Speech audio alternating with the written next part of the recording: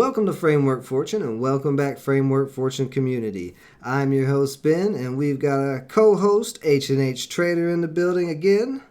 And it's time for your Monday through Friday weekly episodes of The Last Rip, where we take a look at top gainers on the day, see if there's any stocks for tomorrow, and recap any trades that we took. So time is our most valuable asset. Let's not waste any more and dive right in. And we got to start with the SPY. Now the SPY caused all types of chaos today. Hit a new high in pre-market. Well, actually that was after hours, 441, and then just dumped until towards the end of the day. So it bounced off the 10-day moving average there on the daily chart. But last time we kind of did a bounce, that following day we had a big drop. So if we open up tomorrow and see the SPY start dropping below 437, maybe even 436, then I would say we're going to have another sell-off back down to the 50-day moving average. What do you think, Hal? I don't think we're going to see a true bounce down or a gap down, because it looks like a little bit of buying pressure came in there at the end of the day today off of that 36. Yeah, but it did right here. That's what I was saying. It did it right here. Did the same thing, little buying pressure back here, little buying pressure, and last two times we had that, it still closed red and it dumped. Yeah, we'll see. We'll see. The thing is, these patterns are so repetitive in the SPY. So I'm pretty sure if it's done it 13 times before, why not 14, right? Yeah, exactly. I mean, I could be wrong. We easily could see it push for another new high tomorrow. The feds keep pumping money into it, so there's no telling when this will end, but it's kind of sketchy. I'd say first thing in the morning tomorrow, kind of fill out the market, especially if you're day trading. Wait to see where the SPY opens at, because the SPY dropping can ruin your day like it did today. And man, you never lied. So let's hop into some of these gainers today. And then on the NASDAQ, the highest gainer is INTZ. Now this one I'm thinking is not worth watching. I didn't trade this. Did you get any of this one? No, I really just left it alone. I saw it pop, but the whole setup on the daily chart just really didn't look so good. So I just left it alone. Yeah, I mean, there was no volume. You can see right here, the volume bar is just nothing. And then all of a sudden, buyers started coming in. And they didn't have PR either. Mm-hmm. But looking at it on this daily chart, and this is what I was saying this morning, I think this was just a dead cat bounce, because it was $30 a share back in March and just hit a new low of year at $333. I think we saw a lot of pumps today. A lot of stocks are moving. No news, just crazy moves, no news. And we saw it yesterday, too. There was some pumps happening. Yeah. Now, SGOC actually got some action at the end of the day. Popped all the way back up to 11, so that may be one to keep on watch. What was the news that came out on it? No news. But this is I think this is that Chinese, this is a Chinese company. So if the Chinese market is going up, then this could be going up too. But I have noticed on a lot of Asian ADRs and stuff, there's been money coming into them. But I like this daily chart, and this is why I think we should keep it on watch. There's an indecision candle right here, and then we got a bullish engulfing today. It's going to have to get something's going to have to make it pop up, I believe. With today, the way it was choppy, I think people are going to be, definitely looking for a reason. Because today, I tell you could have got caught in a tornado without a reason. Yeah, absolutely. Yeah, FLGC. This one ripped too early. We were watching this one in pre-market. This one had news yesterday, had more news today. Award-winning pain cream they're going to start distribution with. I was looking at it for this build-up, and it was above all the EMAs there on the 5-minute. And then it just ripped right before market open and then dumped. And you don't want to see that. You don't want to see the stock. If you got stocks on your watch list that's building up for a rip and they rip before the market opens, expect a dump to come after. Now, it did hold most of its gains, though. By the end of the day, it closed around 529. So it is a newer IPO. It is above $5. I actually think that's still one to keep on watch. Where is it now in the aftermarket? Where did it actually close in the aftermarket? Was that 529? Yeah, 529. I don't think we're quite closed yet, but May see a little gapper tomorrow. Yeah, because look at that daily chart where all that buying pushed it off the 200 day. It break at $6. This thing, new IPO, nothing ahead of it. OSAT, Nrxp, Dyai. Those are my three traders. I was green on Nrxp, Dyai, and took quite a bit of a loss on OSAT. Yeah, so what happened on OSAT? I'm looking here at it. It was in a downtrend, it looks like. Well, did you buy in this downtrend? Well, no, I actually bought. So it did this little drop and then consolidated a little bit, right? And it came down and consolidated a bit, and I got in on this little break of just about a little bit above the VWAP right there on that little top and wick. Oh, and so I had on this one? Yeah. Okay. So I had about 225 shares there. Looking for some continuation. It came back down, but it was holding what looks like that little orange line you have down there. I don't know what that is on yours. What is that, 200? Yeah, that's the 200 day. Yeah. So I kept it, and then it quick popped. I mean, it popped all the way back up there, and that's when DB was like, "Oh man, you should have took profit," but it was so quick. I was like, "Dude, this thing could continue." It was like $1 pop. Yeah. But you know, I was out by that time. That next pop, but took that little loss. I was green on everything but OSAT. OSAT just killed me. That one trade killed me. Yeah. You probably held a little too long, I'm guessing. Yeah, because it popped up and I was up about 15 cents on those 225 shares. But I was like, I think this thing can continue. Yeah, it didn't. Yeah, well, I mean, that's what we've pretty much been seeing the last 2 days is fake out breakouts, and that's pretty much what that was. And the reason there wasn't a real catalyst, but this thing had a super low float. The float was under 1 million. So it could definitely do some crazy moves. And that's what I was looking for, but no continuation. Yeah, would have been a beautiful play if it went up to 8 with that 225 shares. Look at this daily chart, though.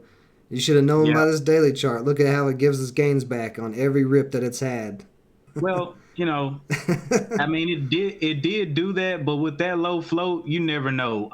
And really, I wasn't looking for a lot on it. Yeah. I just wanted a little bit more than 15 cents because if you've seen what I trade, usually I'm getting 50 to 60 cents per trade. So 15 cents, I was like, what? Gotta continue. Not in this choppy market. Right. I definitely think it's probably not worth watching at the moment. Oh, no. It's over. Yeah, that's what I'm saying. Like most of the run was in pre-market anyway and after hours. I traded DUI A2, and I actually got in after you. I'll let you go ahead and show us where you got in. Well, I got in on the, let's see, is this a 5 minute? Yeah, 5 minute. Yeah. Okay, so I got in on the second 5 minute bar from the open. Right here, this bounce off of there? Yep. Yeah, okay. Yep, bought that and took that for a green trade.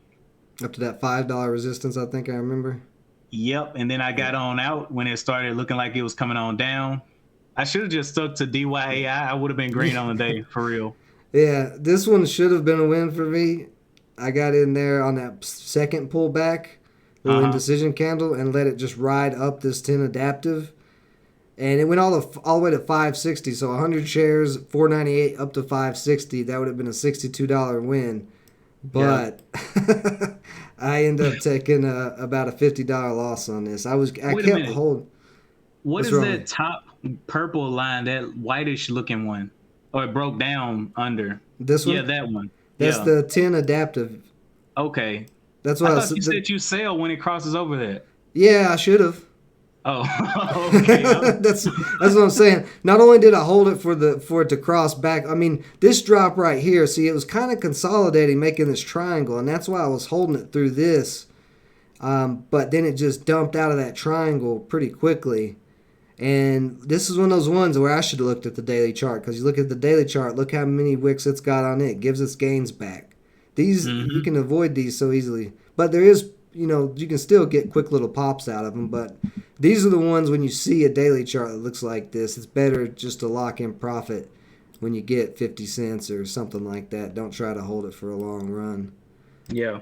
But yeah, I should have sold it at that cross. I should have sold it right here at this cross when the 10 adaptive crossed back to the downside. I was looking for it to try to hold in this area. I was like, man, 450 could hold here. There was some support, but not in this choppy of a market. Yeah. Support just breaking down. And that's what we're seeing, I think. We're seeing resistance at every resistance level being very strong, and we're seeing supports drop out from under people like a trap door. Yeah, so NXRP, I ended up getting in. Let me see, where did I get in? I held this one quite a while, which is one reason that I don't like this stock. It took so long to make a move, and it didn't go far. I got in back here. That's where I got in, and I was holding right there. And I held all the way through, all the way up there to the 22, and it finally stopped me out. I was like, I'm going to let it run. It's 15 shares. I was in the green the whole trade, so I was like, why sell, right? I mean, yeah, I made a mistake and took a 10 share position size on it a little bit after the stream because it came down and this candle here looks like it was bouncing off. I mean, we had the 40 DMA and the 10 adaptive there. So I got in looking for it to run, and then I went about my day. I did not expect it to get back down this low. So I did put a stop loss in, that's right, and it stopped me out there at 1845. So it was about a $30 loss there, but it's made this big triangle on the daily chart. So I still think it has potential to break out. It just got held up today at that 200 day. I got stopped out right before you got in then. Yeah. Right there is where I got stopped right there. Yeah, and that little dip. Then you got in, yeah. Yeah, I bought that dip looking for it to run a little bit more. It did pop up a little bit. It popped back to 22.32, but that's when I put my stop loss in and I just left and went about my day. I was like, okay, it's at 22.32. It's probably going to break out here soon. It'll be fine. Nope. Yeah, but this is one thing I don't like about trading those larger market caps is the amount of time to get there. I literally held that stock probably 45 minutes when usually my trades are like 5 minutes on a low float. Well, this one's pretty low float. It's about 47 million shares, so probably 45. But that 45 million is going to move slower than a 5 million for sure. Yeah, and that's the thing. If you have the more outstanding shares that you have, it's just so many hands that they can go through, and it's just gets diluted very quick. Yeah. SPRT, I still think is worth watching because of his daily chart. That inverse head and shoulders, it did have the breakout that we were calling for, and it moved all the way up to 8 yesterday. And then today, you can see it didn't do much. Yeah. But then in after hours, it started pushing up again. A lot of buying came in. So we're very close to breaking this inverse head and shoulders. What was the PR on this one? Today, it was something about option calls, and then looks like they've got earnings coming out. Yeah, August 9th, they've got earnings. Yeah, that's going to be a nightmare. Yeah, so I think that's good because I think we'll see with this inverse head and shoulders pattern, I think we'll see hype come in before the PR so we can dump it on the people who have the earnings.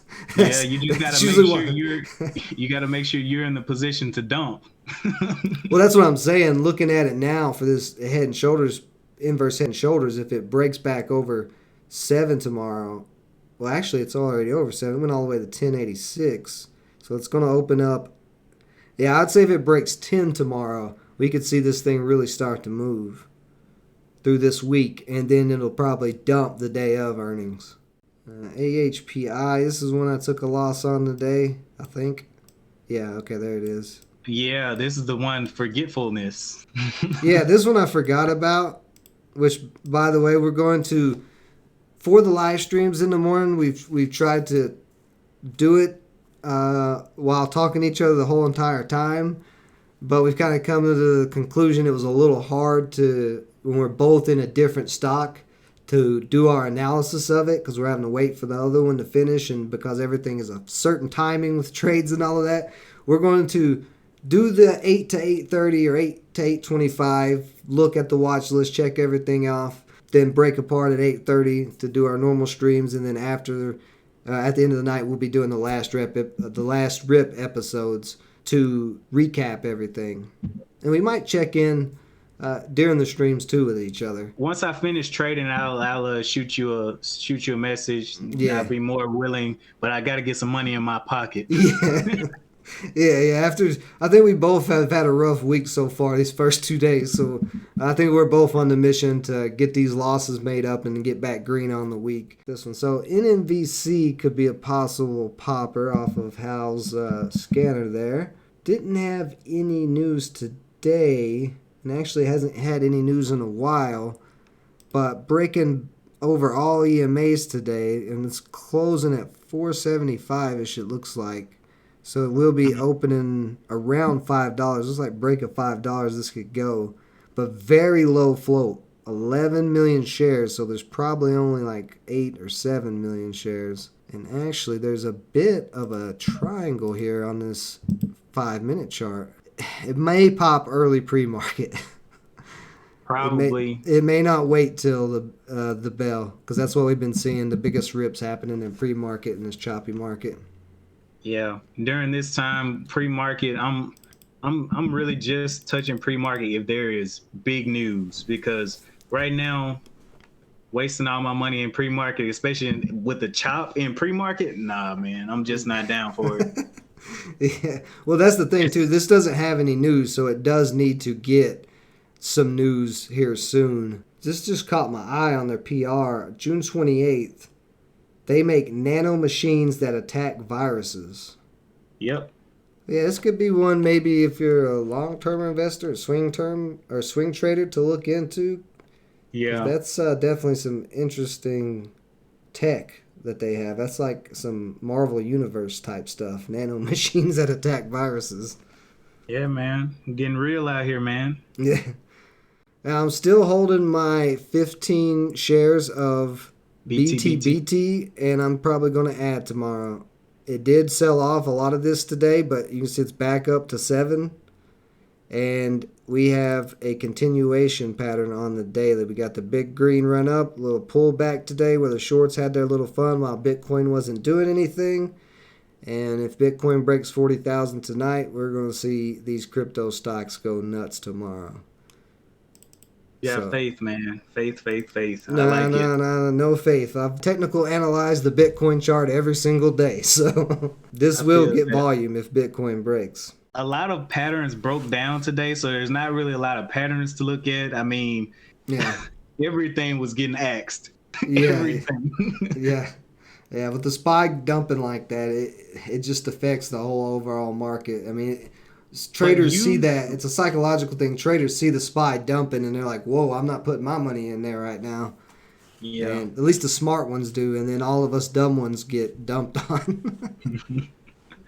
I mean, usually when the SPY dumps, though, penny stocks do okay. But I think the two factors that we already talked about is the end of the month. Mm-hmm. And a lot of people have already taken big profits on like Neuro and some of the bigger movements in the middle of the month. Yeah, I agree. So they're kind of waiting it out to see how the next month is going to start. So we'll be back tomorrow for some more live stream day trading in the morning on both channels, H&H Traders channel. You can go check that out. And then, of course, here at the Framework Fortune Trading channel, we'll both be on the audio for pre-market in the morning. And then we'll see what the rest of the day brings and see if we can turn this week around. Appreciate everybody joining us always. Stay safe out there. Until next time.